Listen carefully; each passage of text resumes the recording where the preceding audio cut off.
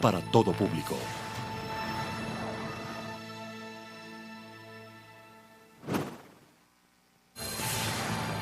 Teleciudadana presenta Tercer Encuentro Latinoamericano Progresista, ELAP 2016. Muy buenas tardes, estamos nuevamente con ustedes para llevarles la información más destacada de lo que se está viviendo en el Encuentro Latinoamericano Progresista. A esta hora de la tarde ya arribó hasta el lugar en donde va a dictar su charla magistral la expresidenta de Argentina, Cristina Fernández de Kirchner. Ella abordará precisamente la situación actual de la Argentina y la Organización para la Victoria, todo lo que está sucediendo en la sede del Encuentro Latinoamericano Progresista 2016 que se desarrolla en nuestro país. Usted lo está viendo a través de la señal de Teleciudadana. Les dejamos con el la delegación argentina que nos acompaña en esta tarde y noche, especialmente a la Cámpora que nos ha respaldado, nos ha apoyado en esta noche. Un fuerte aplauso para todas las juventudes, todos los compañeros que están hoy aquí y a todas las delegaciones internacionales.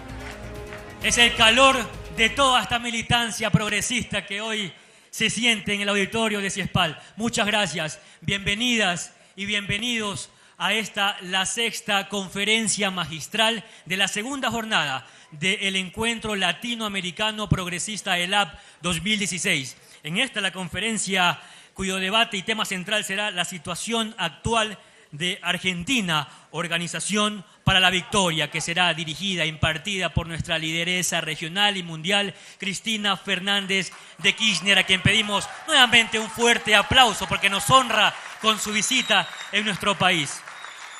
La mesa será presentada por Jorge Glass Espinel, vicepresidente de la República del Ecuador. Nos acompaña en el panel Doris Solís Carrión, secretaria ejecutiva del movimiento Alianza País.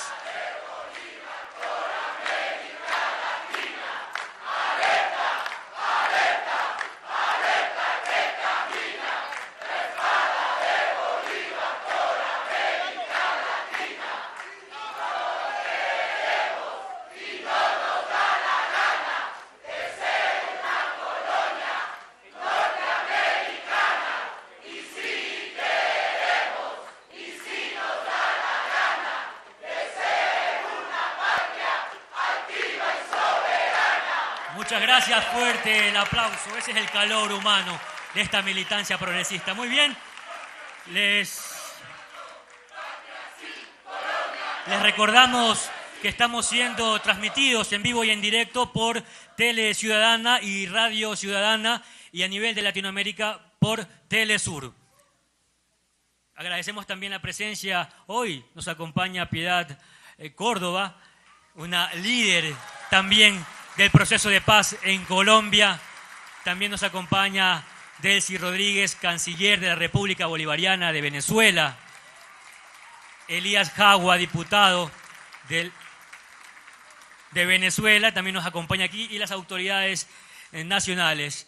Muy bien, damos inicio, señor vicepresidente.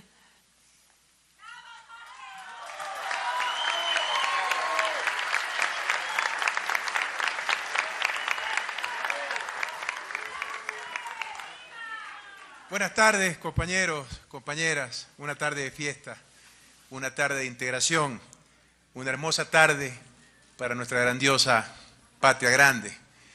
Queridos compañeros revolucionarios de toda América Latina, de Europa, un muy fraterno saludo de parte de 16 millones de ecuatorianos. Cuando me concedieron el privilegio de presentar a Cristina Fernández de Kirchner. Recordé su último discurso como presidenta de nuestra hermana nación de Argentina, ante una Plaza de Mayo totalmente llena. El 9 de diciembre del 2015 en Buenos Aires, Cristina dijo que su gobierno puede mirar a los ojos de todos los argentinos.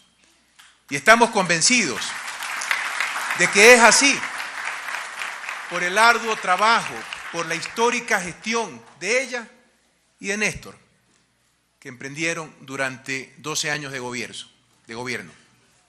El Encuentro Latinoamericano Progresista se constituye nuevamente en el escenario propicio para profundizar la integración de nuestros pueblos, para defender los logros que son innegables, que no pueden ser ocultados de nuestros procesos políticos, porque llevamos la vocación revolucionaria en nuestra sangre latinoamericana.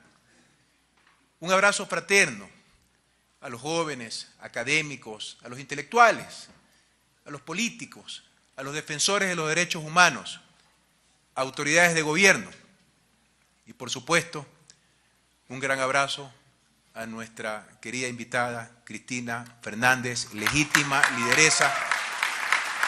lideresa no solo de Argentina, sino de toda América Latina. Bienvenida, estás en tu casa. Es un honor para mí presentar su conferencia magistral. El corazón de la exmandataria siempre estuvo con la izquierda. Se unió a la juventud universitaria peronista de la Universidad de La Plata, donde estudió leyes. En el alma mater conoció a quien sería su compañero de toda la vida, Néstor Kirchner. Militaron juntos.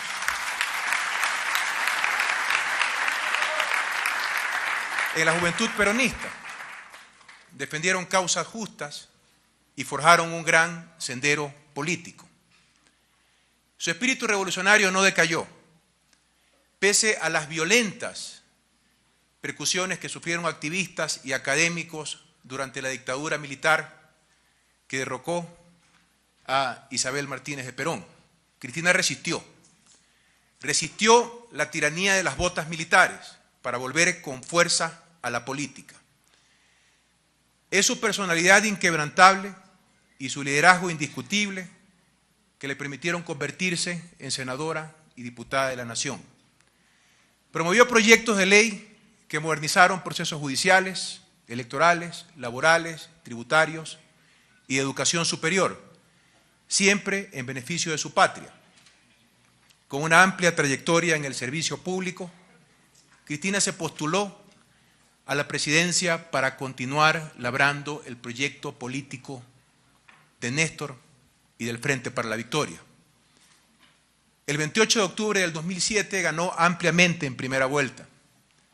Se profundizaron así las políticas implementadas por Néstor en materia económica, en el área social y en política exterior.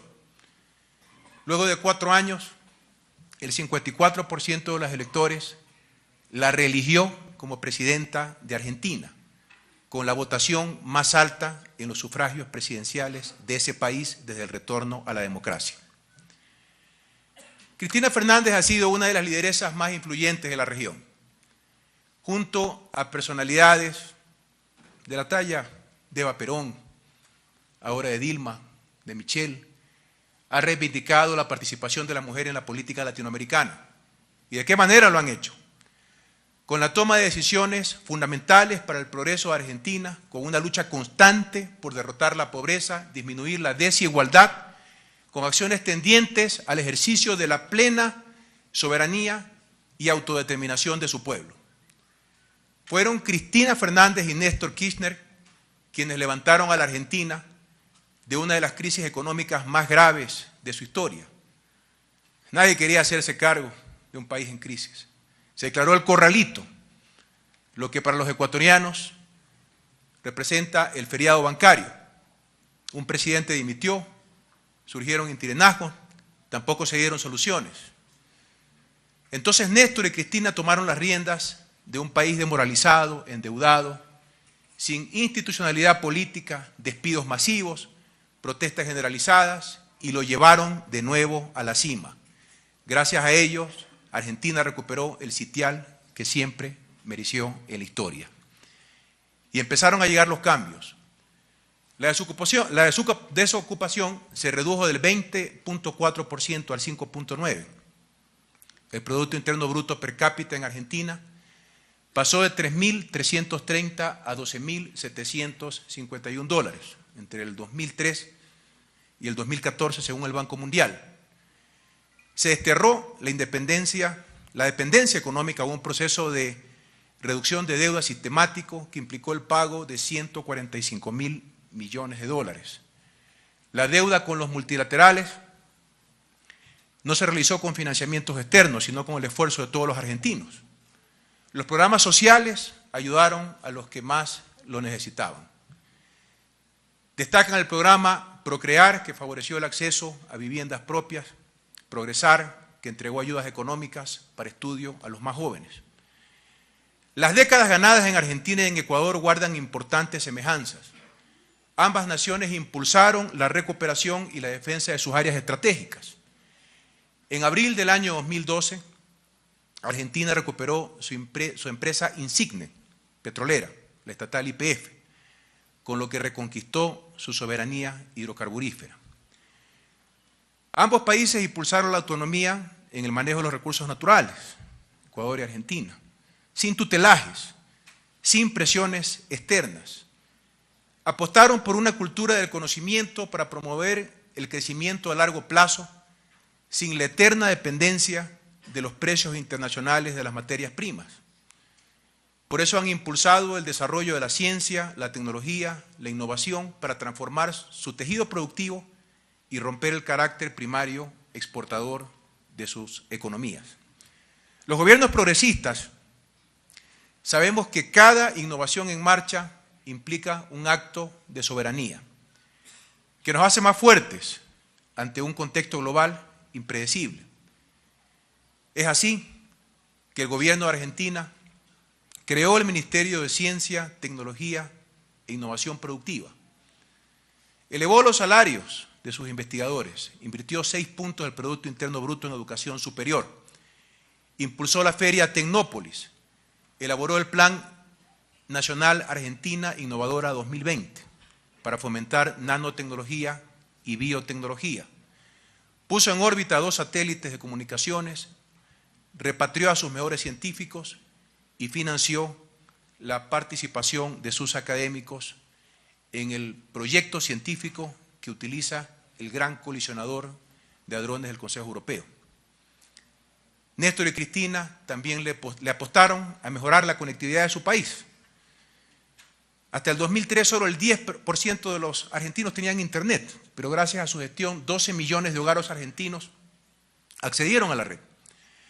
Mediante el programa Conectar Igualdad se entregaron 5 millones de netbooks a estudiantes y docentes de escuelas públicas para fomentar el acceso democrático a las nuevas tecnologías. Hay muchos logros que comprueban los avances de Argentina y los de Ecuador. Revolucionamos nuestros países con inversiones que han mejorado el campo científico y las telecomunicaciones. Vamos perfeccionando el desarrollo de las nuevas industrias y nuevos encadenamientos productivos, porque especializamos nuestro talento humano. Hemos llevado a nuestros países al futuro, gracias a líderes visionarios, como Cristina Fernández, como Rafael Correa, como Néstor Kirchner.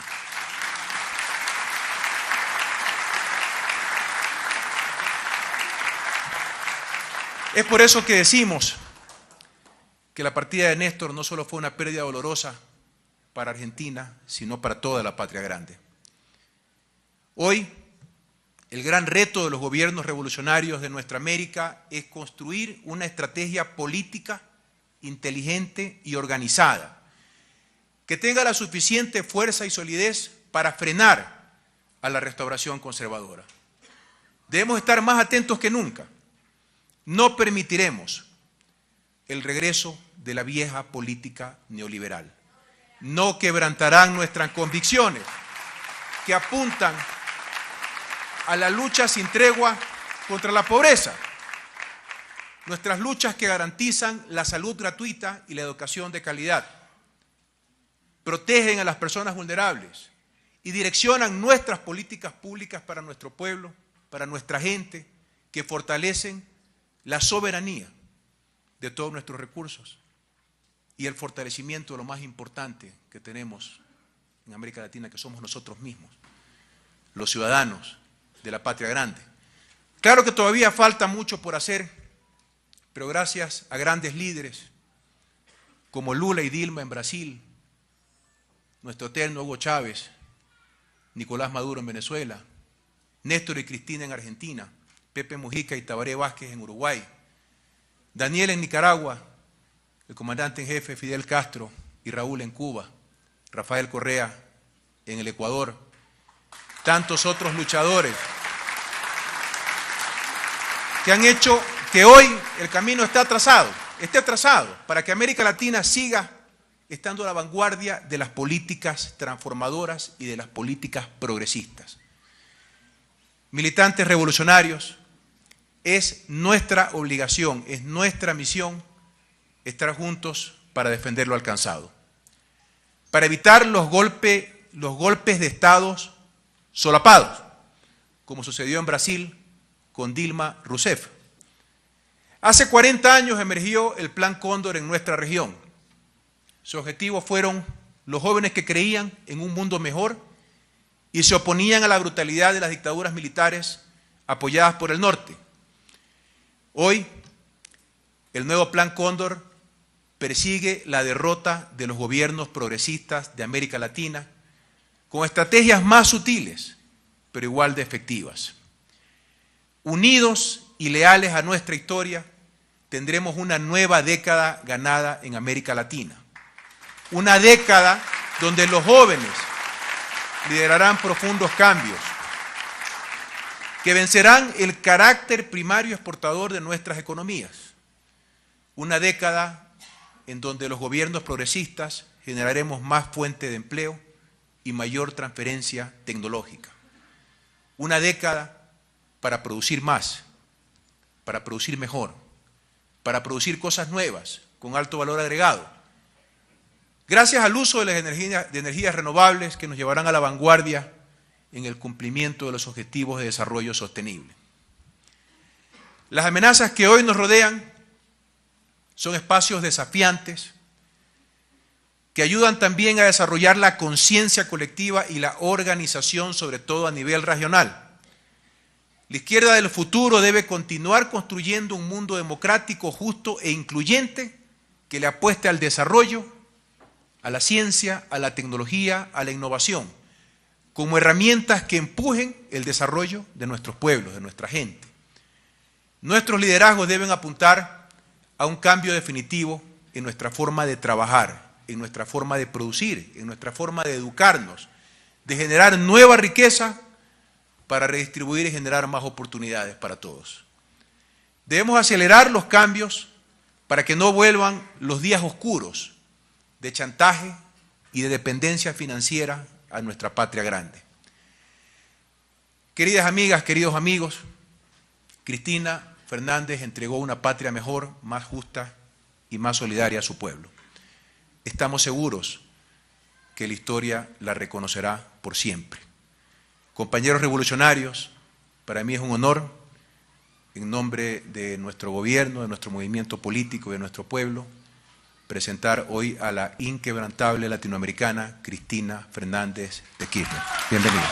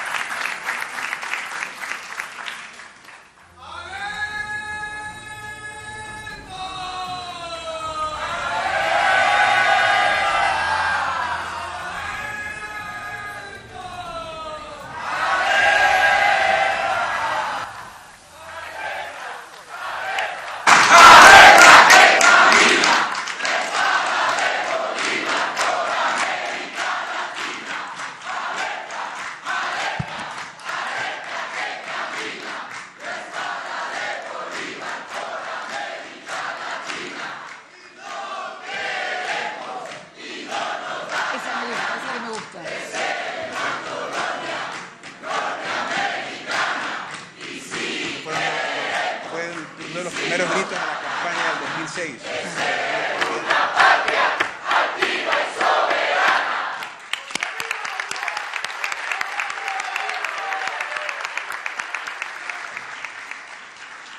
Bueno, muy buenas tardes a todos y a todas. Compañero vicepresidente de la República del Ecuador, compañera secretaria general del Movimiento País, Piedad, que nos acompaña, canciller de Venezuela, de ELSI, Elías Jagua, ahora diputado. Te he conocido de todos los cargos, Elías. Te conocí al lado de Hugo, no sé, un montón también, ¿no? Nada, estaba mirando, en principio, vamos por lo primero. Agradecer, como lo hice hoy, y también al gobierno de la República del Ecuador, la inmensa distinción que me confiriera hoy por la mañana la Asamblea Nacional, otorgándome la más alta condecoración. Manuela Sanz,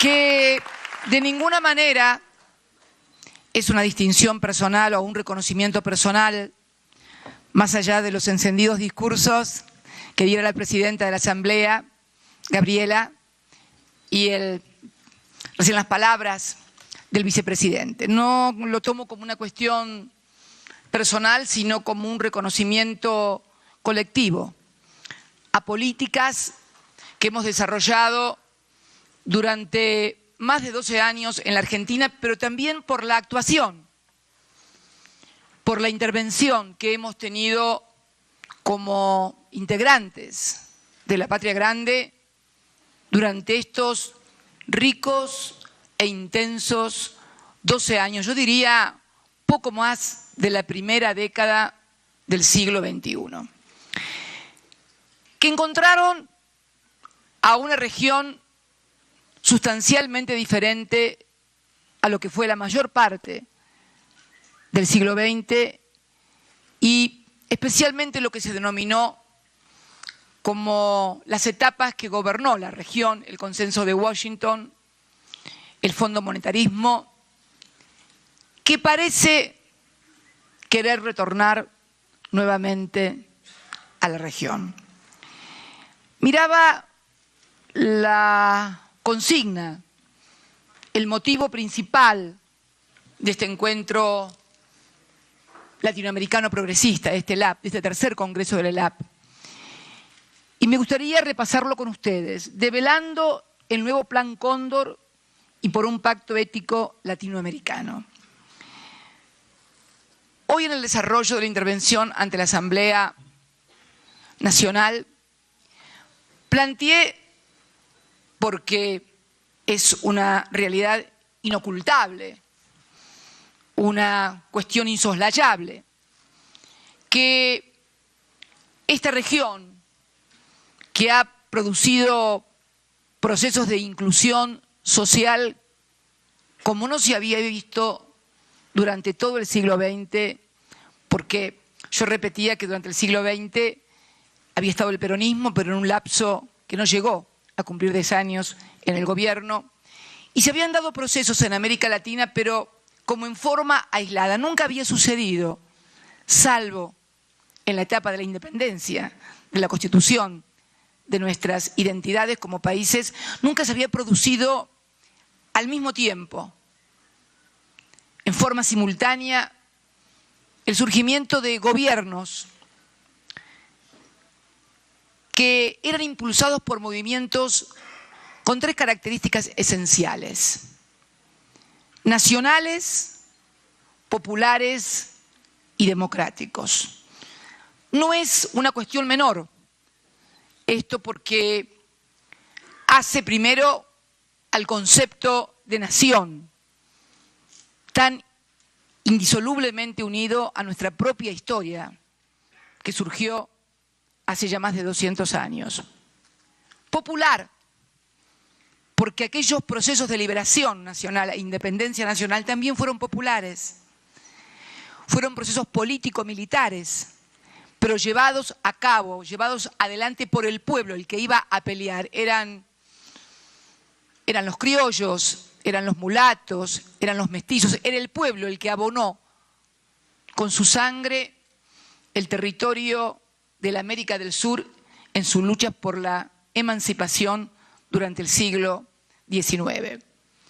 Y eran nuevamente protagonistas en estos procesos que se dieron durante la primera década del siglo XXI, también los pueblos, el sujeto y el objeto de estos procesos transformadores, de gran inclusión social. Cada lugar y cada país con sus características, por su conformación social, por su historia, por las características de sus líderes también. Pero al mismo tiempo supimos construir una unidad y una integración que en momentos difíciles, como le tocó vivir a Bolivia o también a la hermana República del Ecuador, teníamos una relación de fuerzas y una presencia que permitió obturar, que permitió neutralizar procesos destituyentes que habían tenido lugar con movimientos regionales que querían destituir al presidente de Bolivia bajo una presunta emancipación, o algunos episodios como los que se vivieron aquí en el Ecuador y que motivara la reunión de la UNASUR convocada por nosotros en la ciudad de Buenos Aires. Y digo esto porque, tal cual lo charlábamos hoy por la mañana, esta relación de fuerzas que permitió neutralizar y obturar el camino de estos procesos destituyentes no tuvo la fuerza suficiente para impedir, por ejemplo, la destitución de la compañera Dilma Rousseff bajo la apariencia de un golpe institucional en la República Federativa del Brasil, nada menos que en el Brasil. No porque un movimiento destituyente sea más importante por el volumen del país o el tamaño del país, sino porque es evidente que el eje que formaba Brasil y Argentina en toda nuestra historia ha sido lo suficientemente relevante como para imprimir su ritmo a la región.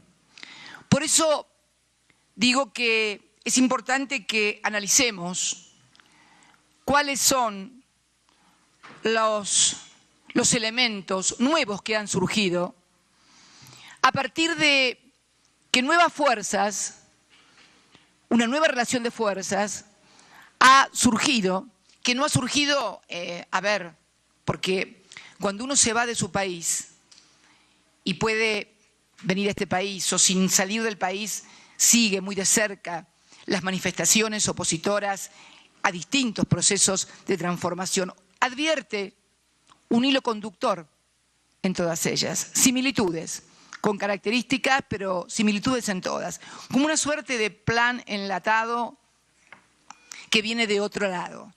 Y esto se puede ver entonces claramente los hilos del plan, que Rafael Correa ha denominado Plan Cóndor, con creo una gran construcción que ha hecho, para compararlo con lo que fue el Plan Cóndor, que también tenía hilos de conductores para todos los países de Latinoamérica, pero que era evidentemente un tono militarista, cuando todavía se utilizaban las Fuerzas Armadas como punta de lanza para neutralizar o hacer fracasar los movimientos nacionales y populares.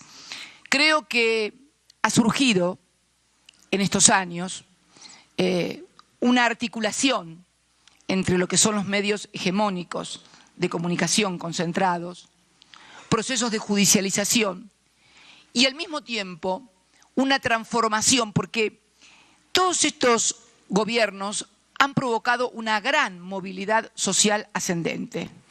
El pomposo nombre sociológico con que nosotros decimos incluir a gente y que gente, nuestro pueblo, pueda acceder a mejores condiciones de vida, a los servicios de salud, de educación, de vivienda, trabajo estable, bien remunerado, procesos de industrialización. Hablaba recién Jorge y daba cifras sobre lo que ha sido la transformación de Argentina. Una de ellas, por ejemplo, Cuando Néstor llegó al gobierno, había en la Argentina solamente 738.000 hogares conectados a Internet. Cuando me fui el 9 de diciembre, más de 15 millones de hogares de argentinos están conectados a la red. Estas transformaciones también deben demandar en nosotros nuevas miradas, porque evidentemente ha sido estudiado desde afuera y muy bien cómo pivotear sobre lo que son las nuevas clases incorporadas al proceso económico, a la movilidad social, cómo pivotean con sofisticados instrumentos y apelaciones, inclusive desde lo no solamente sociológico, sino hasta de lo psicológico, para que de repente haya en segmentos, no en todos, pero en segmentos de la población, que se han visto sustancialmente favorecidos por estos procesos económicos y políticos, una suerte de disociación entre su situación personal de los proyectos políticos que le permitieron precisamente acceder a esa mejor calidad de vida. Obviamente es indispensable en este armado que se ha presentado y que se puede ver con similitudes si uno mira, y yo lo comentaba hoy por la mañana, lo que fue el proceso destituyente de Dilma. En realidad lo que le pasó a Dilma se intentó hacer durante mis 2 gestiones con respecto a esta presidenta. El carácter sexista, agraviante, descalificatorio de las movilizaciones era muy similar. Esto lo charlé con la propia Dilma en su casa de la Alborada. Y era muy similar, pero muy similar. Cuando uno veía en realidad que las movilizaciones eran de los sectores más acomodados de la población, porque en realidad en todo proceso de movilización normalmente los que se movilizan son los que sufren privaciones, los que tienen problemas. Digamos que en una sociedad en la que se movilizan los que tienen dinero y están mejor posicionados económicamente, hay algo que no está funcionando adecuadamente. Entonces, pero sin embargo esto fue naturalizado desde los medios de comunicación concentrados y además fue internalizado por algunos sectores, por algunos segmentos de la población. Esto requiere por parte de nosotros, y cuando hablo de nosotros hablo de un espacio muy heterogéneo.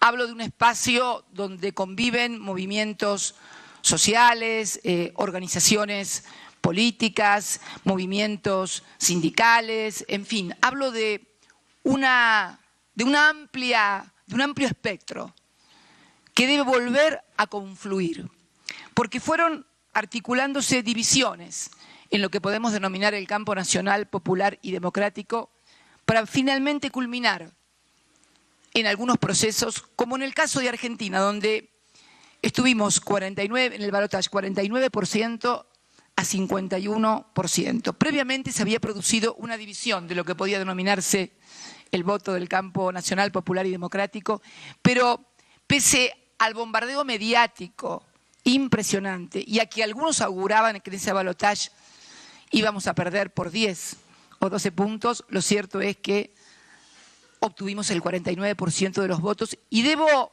decir que ese crecimiento exponencial que hubo entre la primera y la segunda vuelta, que fue casi 12 puntos en crecimiento, no fue algo que deba agradecerse a los dirigentes, sino esencialmente a la movilización de la sociedad y de amplios sectores de la militancia política. Esta es una primera cuestión que debemos abordar. Y la verdad que las transformaciones, sí, bien digo, las transformaciones que se han operado en estos primeros 10 meses son realmente impactantes por el blindaje mediático con el que cuentan y por cómo han impactado en el conjunto de la población. En apenas 10 meses, con una devaluación del 50%, una inflación de más del 50%, el pago a los fondos buitres, con lo que tiró por tierra gran parte del trabajo que había hecho Argentina en Naciones Unidas junto al grupo G77 más China, como un aporte a algo tan importante como es lograr una reglamentación internacional en materia de reestructuración de deudas soberanas, que, si se me permite una digresión, como lo dije hoy a la mañana, pasamos la posta a la hermana República del Ecuador, que ahora le toca presidir el grupo del G77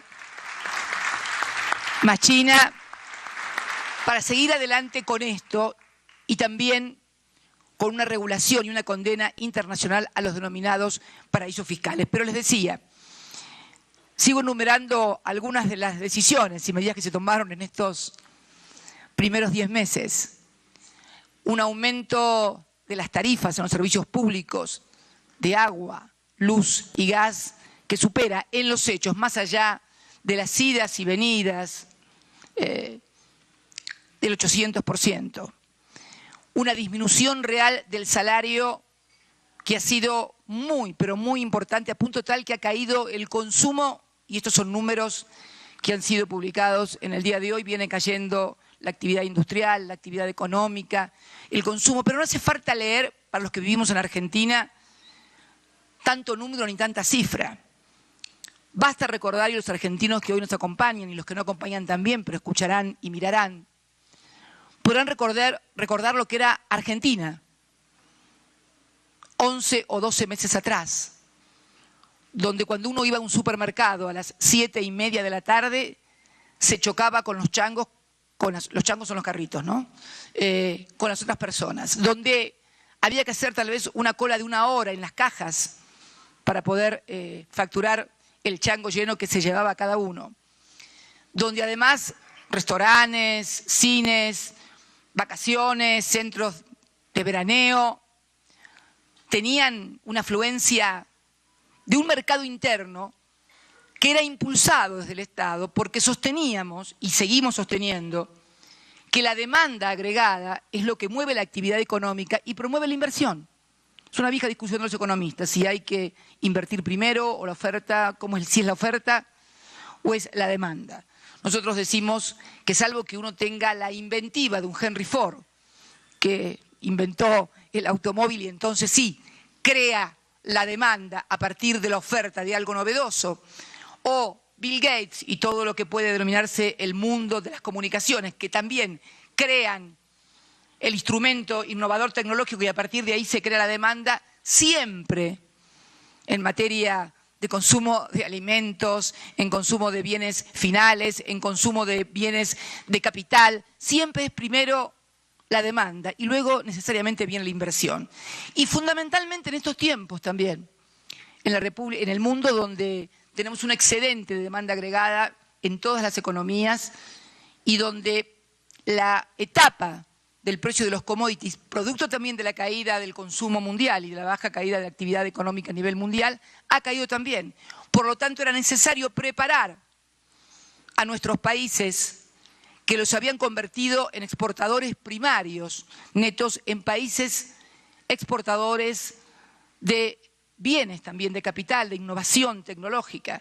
Por eso apostamos tan fuerte también a la innovación tecnológica, poniendo en órbita 2 satélites, exportando centrales nucleares, trabajando mucho en el área de energía económica. Pero les decía, en estos 10 meses ha habido estas transformaciones que pueden palparse en la calle, que se palpan también. El otro día asistí al Congreso o a un encuentro de la Federación Universitaria de La Plata, que acababan de ganar el peronismo luego de 41 años, y nos hablaban los estudiantes que tenían el orgullo muchos de ser, una de las chicas que habló, una de las compañeras que habló, que estaba a mi izquierda, ser la primera estudiante universitaria de una familia de obreros, la primera generación que iba a acceder a la universidad. El problema que ya están teniendo cuando el plan Progresar, por ejemplo, ahora voy a hablar de un error que tuvimos nosotros, le pusimos a todo progresar, procrear, deberíamos haber inventado algún otro nombre, me parece. Lo comunicacional también es importante en estos tiempos y no le hemos dado la importancia que otros le han dado. Pero Me decía que el problema que están teniendo los estudiantes son, por ejemplo, la ciudad de La Plata, donde concurren gran cantidad de alumnos de la Argentina profunda, del interior, los alquileres o la deserción que ya comienza a verse o porque los padres perdieron el trabajo o porque ya no pueden seguir estudiando. Hay una modificación evidente. Esto se construyó con la apelación a que nada de lo que se había logrado durante los 12 años se iba a perder, sino que se iba a conservar todos y cada uno de esos derechos y además se iban a lograr muchas cosas más, desde la alegría hasta que, por ejemplo, ningún trabajador pagara impuesto a las ganancias. Al 9 de diciembre tributaban, quizá a los altos ingresos, 1 millón aproximadamente de trabajadores en la República Argentina. Hoy es el doble. Además, en un escenario donde ese salario representa el 50% del salario que tenían y donde las paritarias, además, que durante 12 años y medio fueron libres, esto es, salarios acordados libremente entre sindicatos y patronales, que permitió tener el mejor salario, no solamente en términos nominales de dólares, sino en términos de paridad de poder adquisitivo. Ustedes saben que se puede tener la misma cantidad de dólares en un país, pero hay que ver lo que se puede comprar en ese país con esa cantidad de dólares y en otro país con esa misma cantidad de dólares. No solamente en términos nominales, sino también en términos de paridad de poder adquisitivo. Habíamos desarrollado también una suerte de políticas y de programas sociales dirigidos y orientados hacia aquellos sectores vulnerables a los cuales todavía no habíamos podido llegar. La asignación universal por hijo, que creamos por un decreto de necesidad y urgencia, que me tocó firmar luego de haber recuperado la administración de los recursos de los trabajadores, fue precisamente orientado a los sectores informales de la economía, a los trabajadores no registrados, con una única contraprestación, que era la de que los niños fueran al colegio y tuvieran control de su salud.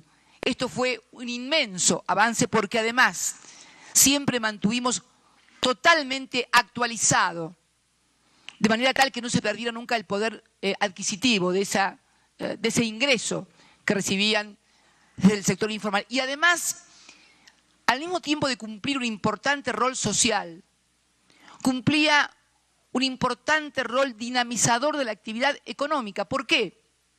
Porque los sectores más vulnerables no tienen capacidad de ahorro, con lo cual todo lo que reciben lo vuelcan al consumo, o de los servicios, o de los alimentos, de la vestimenta, o de la educación, con lo cual al mismo tiempo contribuía al crecimiento de la actividad económica. Esta y muchísimas otras medidas que han explicado mucho mejor Gabriela y Jorge que yo. Yo quiero llevarlos a ustedes dos de promotor mío porque realmente es una maravilla las cosas que han...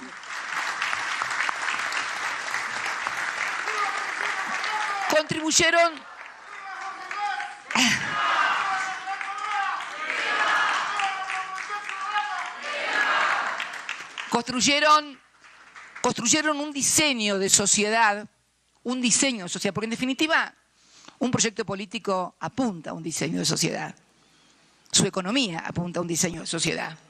¿En qué sociedad queremos vivir? En una sociedad más igualitaria, en una sociedad donde todos tengan igualdad de oportunidades y puedan elegir.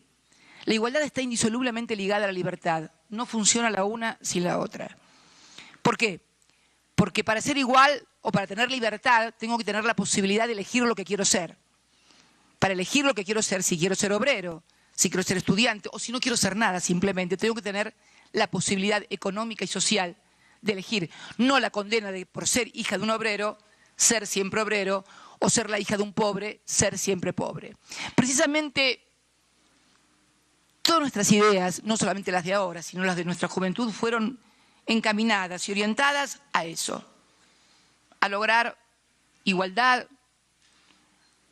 a promover la redistribución del ingreso, de manera tal, y esto es un poco ya más peronista, la participación de los trabajadores en el PBI, con el modelo del 50-50, el 50% para el capital y el 50% para el trabajo, que se erige como una tercera posición del peronismo en los años 45, cuando el mundo se divide a partir de la Segunda Guerra Mundial entre una guerra fría de este, oeste, occidente. Y entonces planteábamos siempre la participación de los trabajadores. Por eso la Argentina tiene las organizaciones sindicales tal vez más fuertes de toda la región latinoamericana. Y esto sí es una diferencia de esta etapa que tenemos ahora, porque en los 90 los sindicatos y fundamentalmente los trabajadores era algo muy débil, porque no había un proceso de industrialización, porque en los años 90 tomaron a la gente con graves problemas de las hiper, de los problemas de la deuda, del estrangulamiento del sector externo que habían caracterizado toda la década de los años 80. Y creo que esta etapa que viene ahora es una etapa sustancialmente diferente, primero porque encuentra a una sociedad a la cual le habían dicho hasta el año 2003 que era imposible sobrevivir si no se tenía la autorización del Fondo Monetario Internacional. Néstor y Lula casi simultáneamente pagaron la deuda de Brasil y Argentina con el Fondo Monetario Internacional y nunca más se permitió que el Fondo Monetario Internacional supervisara las políticas de nuestro país.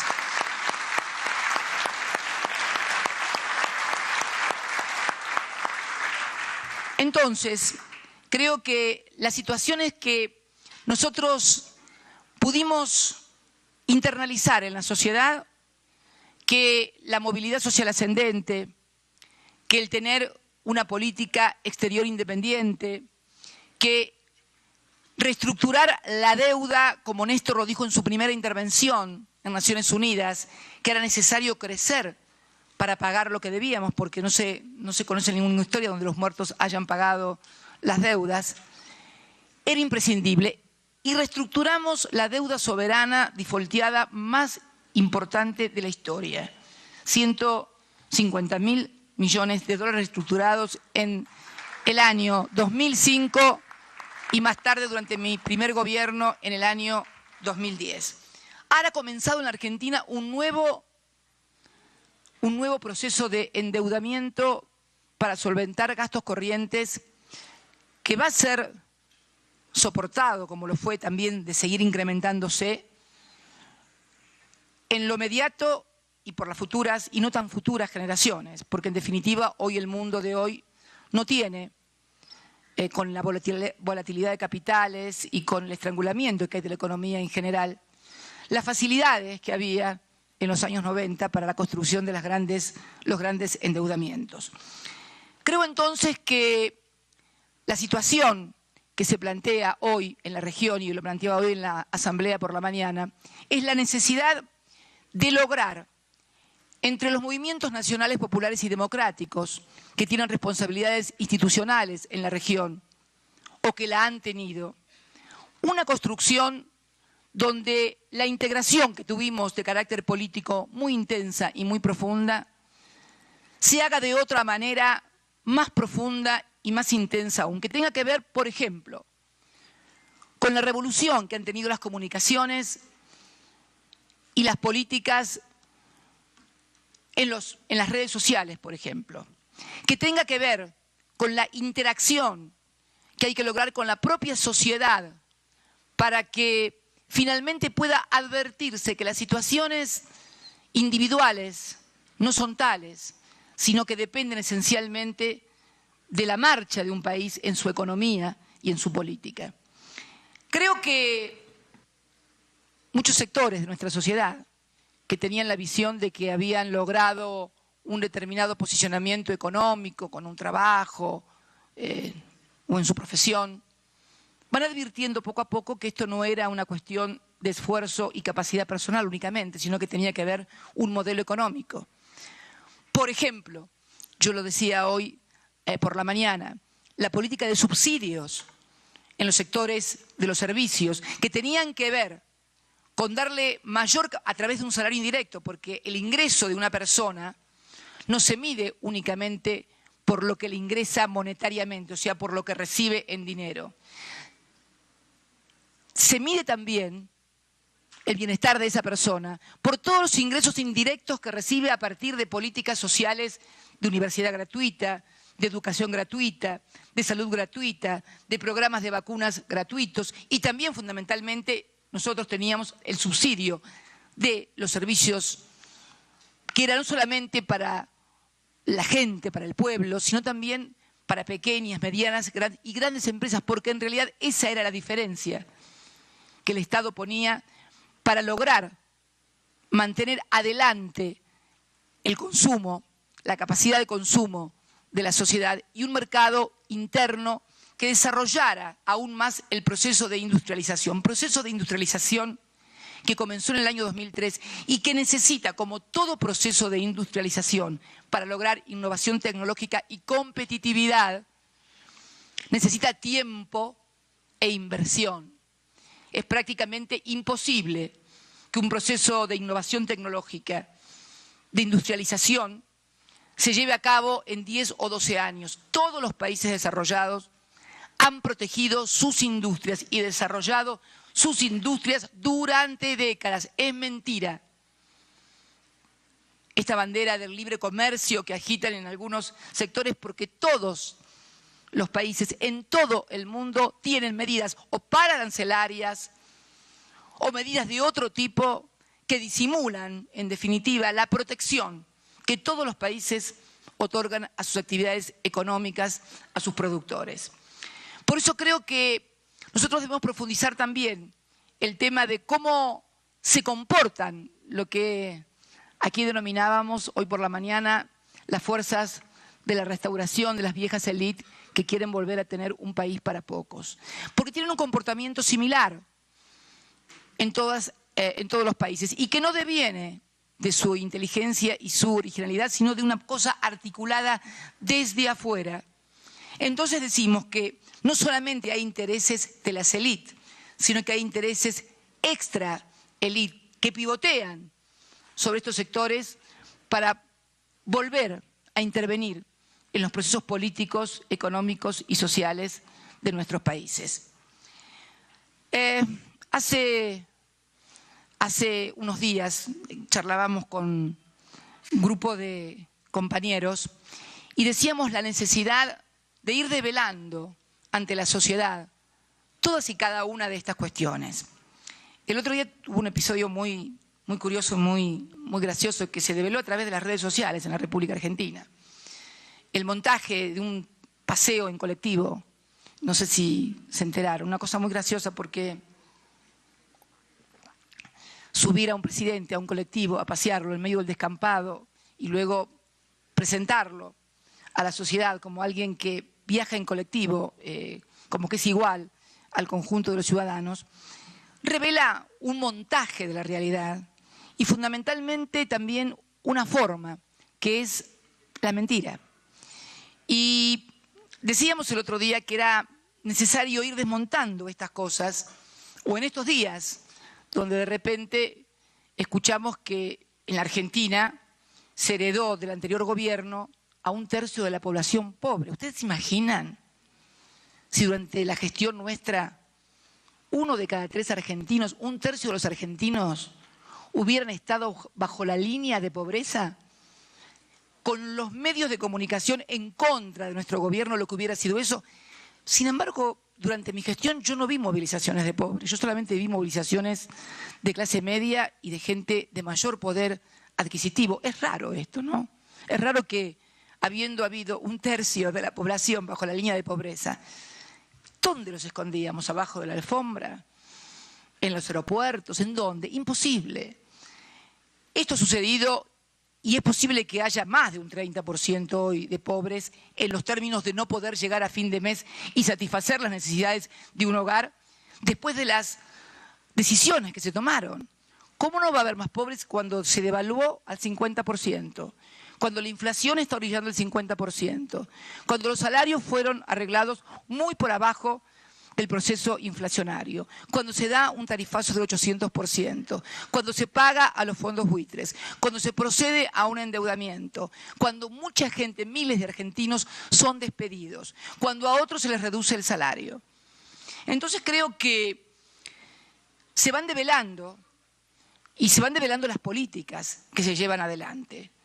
Y creo que, en definitiva, lo que tenemos que articular entre los grandes movimientos de la región es cómo se hace desde lo comunicacional, desde lo político, para volver a modificar esta relación de fuerzas que se ha dado en la región. Porque, reitero, no son casos aislados, obedecen a un patrón regional muy claramente desarrollado, explicitado y puesto en marcha. Uno escucha las críticas, las consignas, la constante necesidad de instalar que los gobiernos populares y democráticos están en crisis o que hay problemas insolubles e irresolubles, es similar, con variaciones, con algunas modalidades diferentes, pero esto se da en todas partes. ¿Cómo se hace entonces esto? Yo creo que esta es una de las tareas fundamentales. Lo planteaba el otro día Delcy cuando le hacíamos el homenaje a Hugo Chávez en el Instituto Patria en Buenos Aires por su nacimiento, el 28 de julio, para ser más exactos, y planteaba que desde algún lado tenemos que darnos cuenta que el neoliberalismo está creando una nueva suerte de subjetividad social, de crear un nuevo sujeto social diferente al que teníamos en los años 90 y sobre el cual pivotean sus políticas en toda esta etapa y donde los movimientos nacionales populares y democráticos pretenden ser horadados. Creo que esto amerita una discusión profunda. Estamos en un encuentro entre militantes y cuadros políticos, amerita una discusión profunda por parte de todos nosotros. Y también algo clave que no hemos logrado y que yo creo que también en eso ha pivoteado el ingreso de esta nueva corriente o oleada de derecha, como puede decirse en la región, y que es que no logramos, pese a una profunda integración política, una integración económica.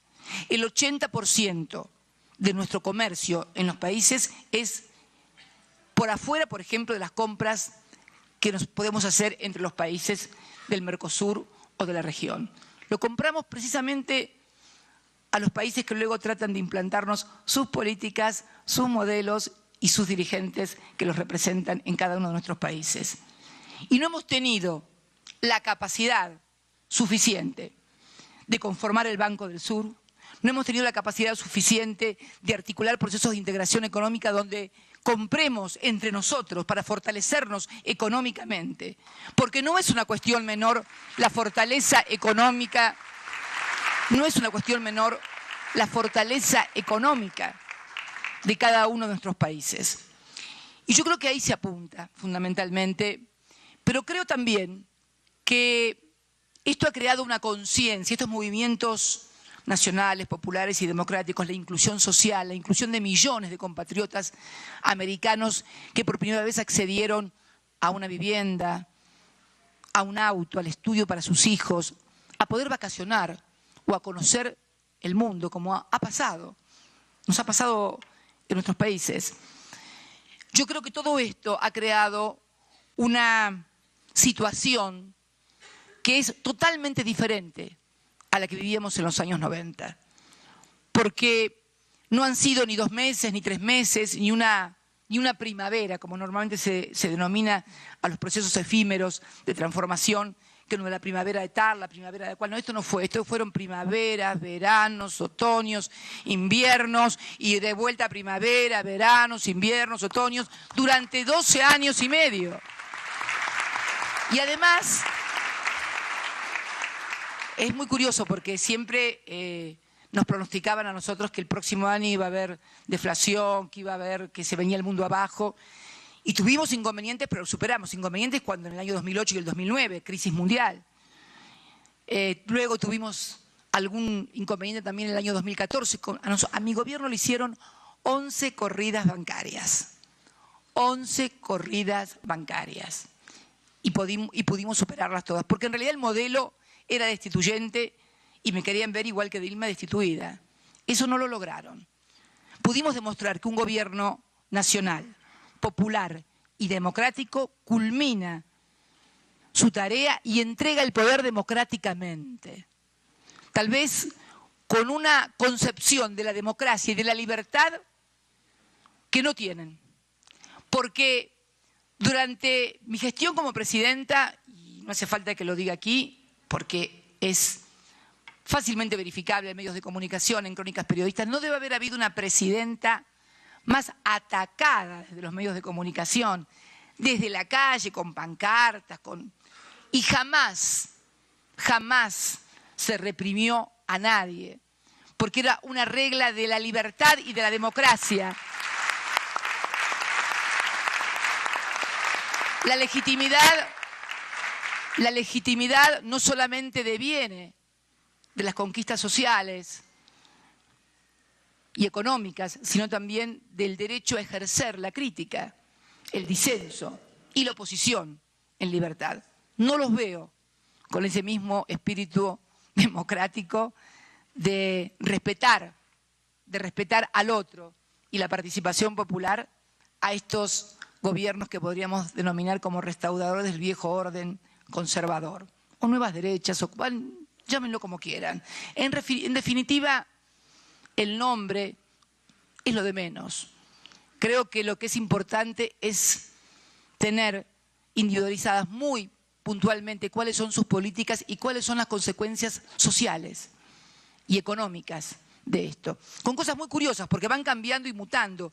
Además, operan sobre una construcción que dice que lo importante es decir 3 o 4 palabras en tiempos de 140 caracteres, en que nadie se acuerda lo que pasó hace 2 o 3 meses, y por lo tanto van mutando de acuerdo a las necesidades. Hace 3 o 4 meses, cuando decidieron esas horribles medidas de ajuste para toda la sociedad, decían que en realidad se habían acostumbrado, que no podían vivir la gente como lo que nos habíamos acostumbrado mal en 12 años, que se habían acostumbrado a tener celular, a viajar, a tener auto, y que eso no podía seguir por mucho tiempo. Ese fue el discurso, inclusive difundido por todos los medios, en los primeros meses cuando vino el ajuste. Luego comenzaron a partir del 1 de marzo con la pesada herencia. Luego, hace 15 días atrás, cuando convocaron en el Centro Cultural Kirchner, que dicho sea de paso, cuando asumieron dijeron que estaba lleno de ratas y que no se podía usar y que era una construcción deficiente y horrible, terminaron recibiendo al presidente Obama allí, y el otro día convocaron allí a miles de empresarios o gerentes de distintas partes del mundo en una suerte de mini Davos, donde les dijeron, se repartió folletos y estaba en la web, que la Argentina era el país con el mayor índice de desarrollo humano de Latinoamérica, lo cual es cierto. Dijeron que era el país con el mayor índice de educación de América Latina, lo cual es cierto. Dijeron que era el mejor índice, el más bajo índice de Gini, ese que mide la desigualdad en los países de toda la región, lo cual es cierto. Y que era, entre otras cosas, el segundo país en desarrollo de clase media de todo el continente, además de hablar de la competitividad de sus obreros, de sus estudiantes, etcétera, etcétera.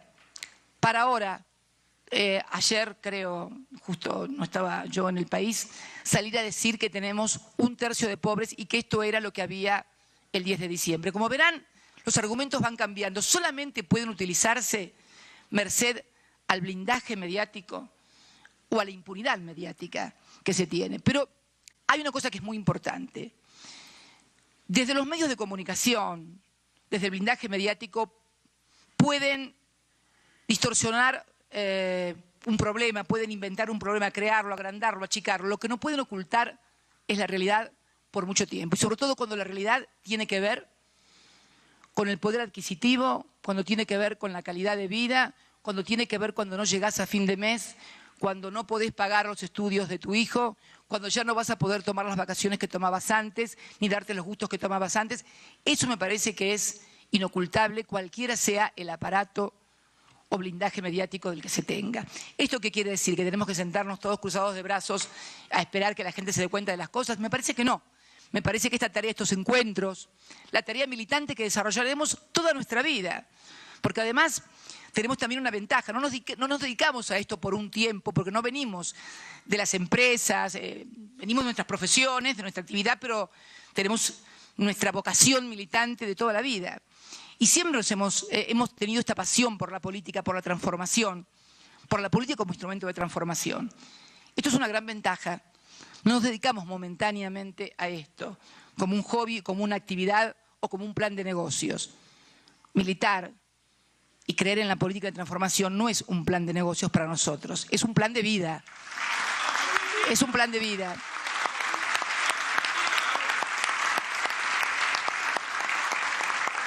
Entonces creo que debemos comprender estos cambios históricos, estas relaciones de fuerza que van cambiando, estas modificaciones y mutaciones que tienen los modelos de intervención en la región, mutaciones y cambios que por allí no decodificamos adecuadamente, pero que al cabo de determinadas cuestiones que se van desarrollando, hechos que se van produciendo, podemos luego articular cómo el hilo es conductor y entonces trabajar sobre esa nueva realidad. Me parece que esto es lo clave para todos nosotros y comprender además los procesos históricos, sobre todo aquellos que nos formamos no en, digamos, la etapa de las democracias posteriores a las dictaduras, donde todo parece que se termina o se acaba en la próxima elección parlamentaria, sino que nos formamos en la conformación de procesos históricos que llevan sus tiempos y que no son, y no necesariamente deben coincidir con lo electoral. Me parece que esta es una reflexión que debemos llevar a cabo y fundamentalmente trabajar también interpelando a la sociedad. No creo que debamos ser condescendientes y decir que, bueno, que está bien, que todo el mundo... No. Creo que tenemos también interpelar a la sociedad. Muchas veces tenemos temores a interpelar a la sociedad y creo que debemos hacerlo. Porque creo también que hay todo un método de seguimiento o de seguidismo de encuestas, focus group y demás, que en realidad no contribuyen en absoluto a consolidar los procesos de transformación. Por eso me gustó tanto hoy las palabras de Gabriela, que no dejó palabra ni término adecuado de utilizar para llamar a las cosas por su nombre.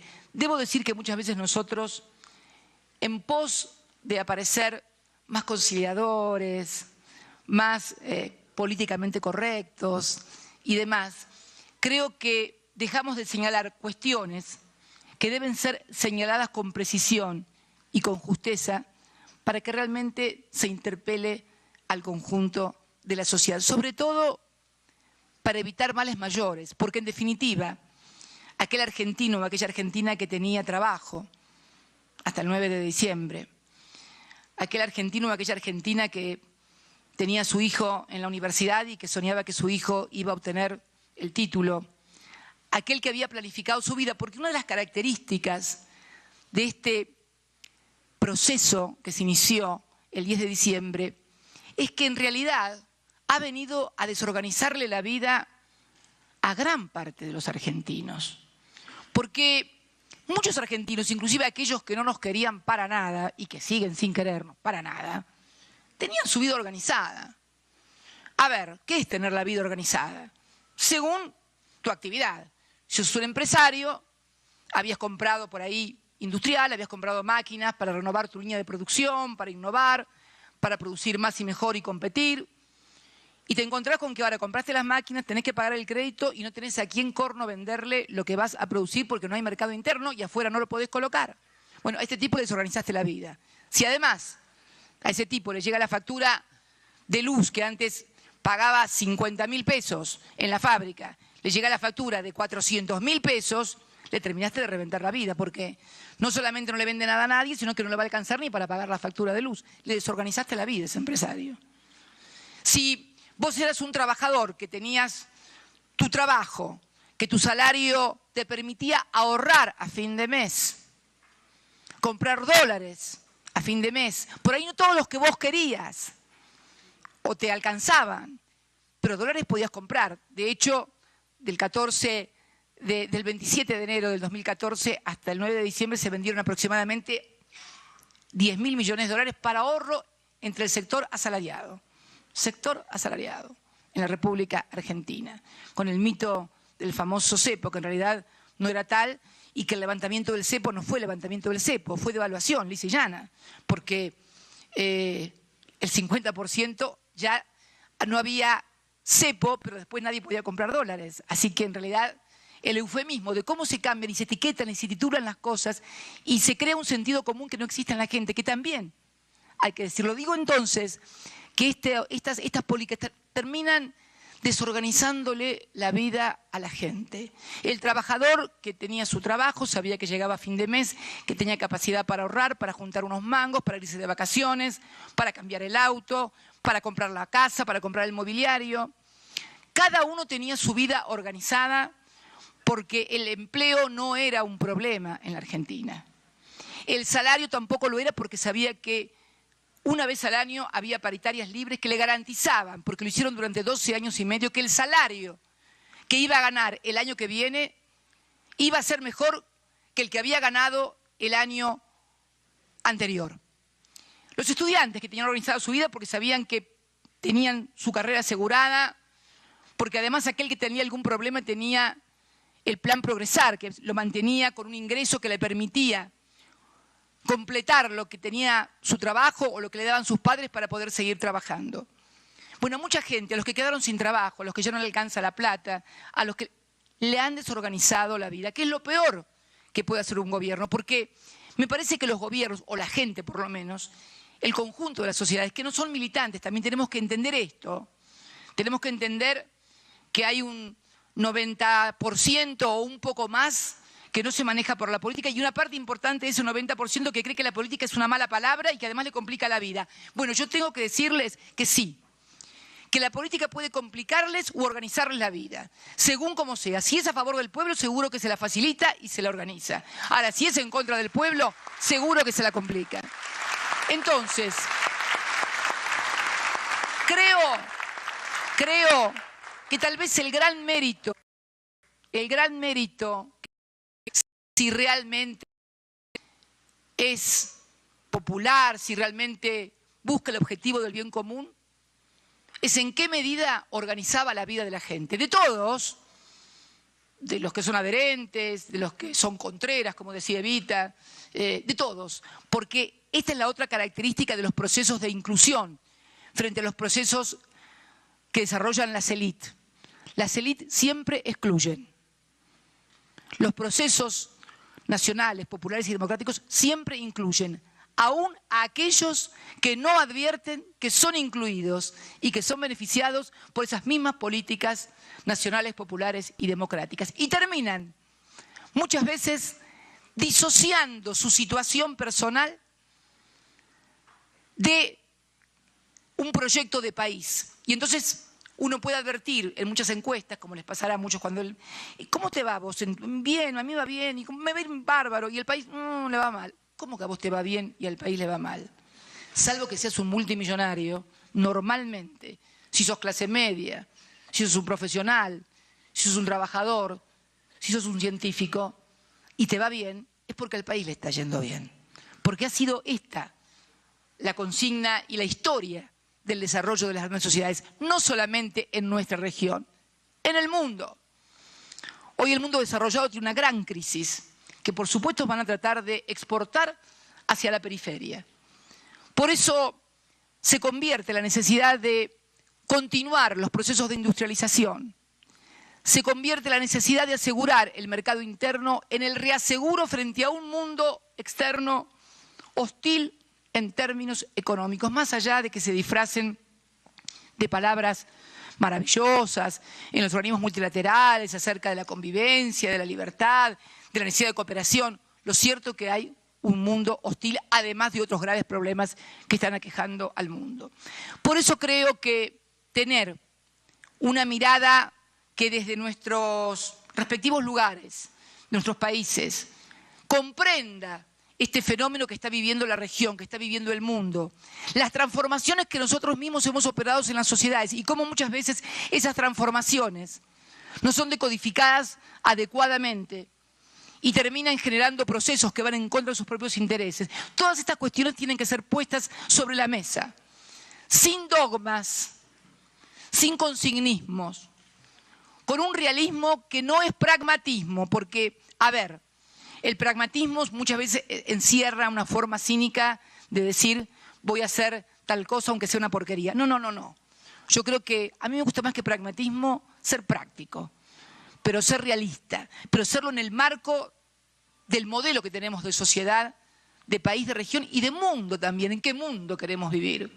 Porque en definitiva, si cuando éramos muy jóvenes aspirábamos a cambiar el mundo, después nos convertimos más humildemente en militantes en nuestros países y para transformar nuestros países. Pero creo que en definitiva siempre termina confluyendo aquí y en otras latitudes, en otras regiones, una visión acerca del mundo y de la sociedad que queremos. Me parece que estas son las cuestiones que tenemos que debatir, que discutir y sobre todo con los más jóvenes también que se han incorporado, porque todos estos procesos transformadores han logrado, han vuelto a incorporar a los jóvenes a la política. Durante mucho tiempo, por lo menos en nuestro país, los jóvenes se alejaron de la política. Hubo un fenómeno en los años 80 con el advenimiento del alfonsinismo de las clases medias argentinas, donde incorporaron a la juventud muy fuertemente en la primera parte del gobierno. Luego la frustración, el fracaso, la desesperanza pivoteó sobre muchas generaciones y que se hizo aún más profunda durante los años 90. Nosotros volvimos a incorporar a las juventudes a la política. Y creo que esto es un activo que debe convertirse también en la región en algo importante, porque es fundamentalmente allí donde van a brevar la posibilidad de continuidad de estos procesos transformadores. Yo apuesto mucho a esto. También, por supuesto, a los trabajadores, también a los movimientos, podríamos denominarlos empresariales, muchas veces son, lo charlábamos con el vicecanciller cuando me fue a buscar hoy al aeropuerto y lo comentaba en la asamblea por la mañana, decía, es increíble, pero muchos empresarios que han ganado muchísimo dinero con nuestros gobiernos no están de acuerdo y quieren otras cosas y realmente uno no entiende por qué. Porque operan sobre sus cabezas, haciéndole confundir sus intereses. Yo estoy absolutamente convencida que en nuestro país muchísimos de estas personas votaron de una manera esperando que iban a haber otras políticas y bueno, hoy tenemos el escenario que tenemos en la República Argentina. Por eso digo que es importante la discusión, el debate, pero también la acción, porque, ojo, esto no se hace en una mesa con un tiralíneas, con un transportador. La construcción política es diaria y cotidiana, en la acción, en la calle, en el sindicato, en la fábrica, en la universidad. Esto tampoco es para un grupo de elegidos intelectuales que con transportador, tiralíneas y compás en una mesa de arquitectos delinean un proyecto. Eso está bien para proyectar una casa, un edificio, una calle, pero no para hacer política. La política siempre es construcción y acción y modificación y vuelta a construir sobre el mismo accionar y sobre la misma práctica. Esto es lo que siempre hemos hecho. Y el gobierno también. El gobierno no es algo que uno dice, bueno, vamos a ir en aquella dirección y vamos siempre. No, surgen inconvenientes y uno va cambiando, va adaptando, Bueno, esta ductilidad que no significa renunciar a lo que uno piensa es lo que tenemos que tener. Y también la capacidad de saber que estos movimientos nacionales, populares y democráticos son profundamente heterogéneos, que es imposible encontrar que todos piensen igual respecto de absolutamente todo, porque cuando buscamos la homogeneidad de que todos piensen lo mismo, que no haya discusión, dejamos de ser un movimiento político para convertirnos en una secta. Y lo único que no estamos dispuestos a hacer es una secta. Entonces, creo que esta interacción entre nosotros y de nosotros con el resto de la sociedad, y no es que seamos bichos raros, sino somos militantes políticos. Y tenemos que saber que la mayoría de la sociedad no milita en política. Y a que muchos le han metido que la política es una porquería. Entonces tenemos que trabajar también sobre eso. Tenemos que trabajar fuertemente sobre eso. para decirles y para demostrar que todas y cada una de las transformaciones y los beneficios a los que accedieron tuvieron que ver con la política. Hoy aparece, les recomiendo, muchos de ustedes deben conocer Página 12, un periódico que se edita en nuestro país. Hay en la contratapa de hoy, un sociólogo, creo que es de la UBA, publica una contratapa fantástica, Idióticos se llama. Idióticos. Si no, léanlo porque realmente es un artículo muy interesante. Idióticos, y comienza con una frase de Bertolt Brecht cuando habla de los que desprecian la política y que finalmente a qué intereses terminan sirviendo todos aquellos que desprecian la política. Entonces, creo que es importante tener esta caracterización porque yo muchas veces nos veo enredados a nosotros en discusiones terribles y en discursos que a ver quién dice cómo dice lo más difícil o cómo impresiona más con la teoría o la hipótesis o la tesis más retorcida o más dogmática. Acostumbrémonos, no les digo hablar en 140 caracteres, no, por favor, pero sí a poder entablar con la sociedad un diálogo que sea inteligible por la sociedad, que sea entendible por la sociedad, que tenga que ver con sus intereses, que tenga que ver con lo cotidiano, que tenga que ver con las posibilidades de sus hijos, que tenga que ver con sus posibilidades como trabajador, como científico, como empresario, como estudiante.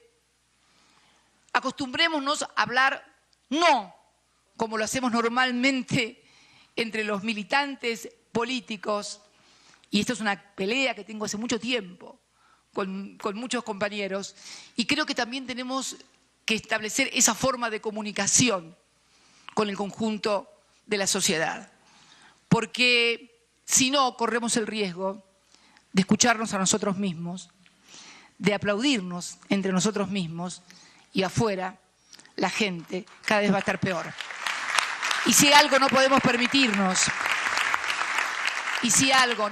permitirnos, quienes accedimos e ingresamos a la política con una profunda voluntad de transformación, de cambio, de igualdad, de bienestar, para las grandes mayorías, lo único que no podemos permitirnos es equivocarnos. Por eso quería compartir con ustedes estas reflexiones en voz alta. Hoy no vine acá como expresidenta, vine acá como militante. Y vine a explicar y a discutir con otros militantes la percepción que una tiene acerca de estos procesos tan ricos de transformación que tienen lugar en este siglo XXI y en esta región.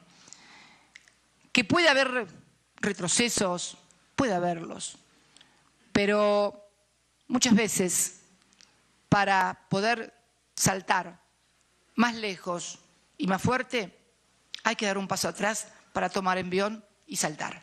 Muchas gracias a todos y a todas. Los quiero mucho. Gracias.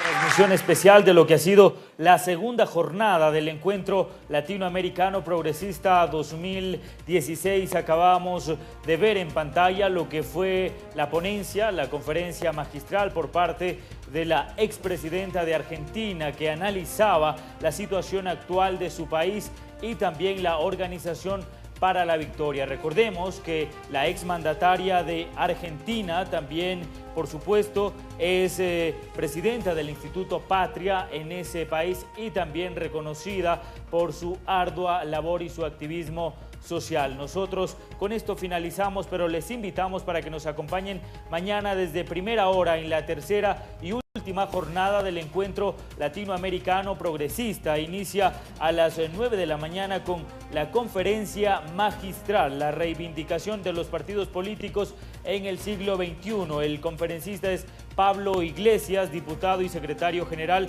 del partido Podemos de España. Con eso iniciamos la jornada mañana en la tercera y última jornada del Encuentro Latinoamericano Progresista. Gracias a ustedes por su sintonía. Los invitamos para que continúe pendiente de la programación habitual de Tele Ciudadana. Buenas noches.